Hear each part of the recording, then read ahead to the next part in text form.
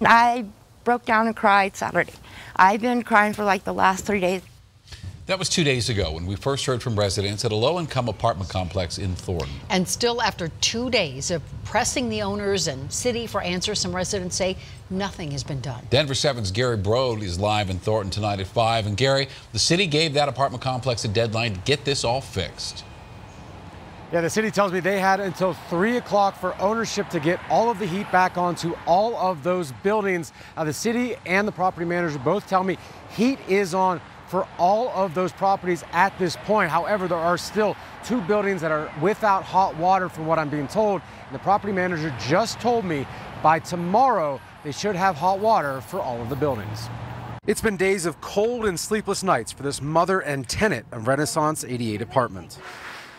It's been hard, with trying to keep your kids warm. A faint hint of heat started coming from their vents today, but it's not enough to stay warm. She says her daughter's room has been so cold the 2 are forced to sleep together in mom's room, a space heater strategically placed at the foot of the bed. I get mad, I'm just crying because my kids are cold. In another building, this woman and her family have been dealing with no heat or hot water. She says in order to take a hot shower, her family has to boil water, and then they use these 2-liter bottles to take that water into the bathroom. Filling up the bottles that we do is like maybe 5 bottles, and sometimes that's not enough. Another tenant was so fed up with her living conditions, she went to management earlier today, hoping to find out when her building would get their heat back on. They said it's between 4 and 1. Okay. She's not sure which building they're doing first, but I think they might be on one because they're definitely not at my building.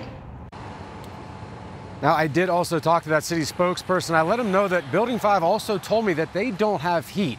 Now, everyone is saying that, so he is going to send possibly an inspector back out here later on either today or tomorrow to see what's going on. And I want to tell you a quick story. Right before we went live here, a child about 12 years old came up to me and said, "Why are you guys here?" I said, "We're trying to get you heat." He said, "Thank you.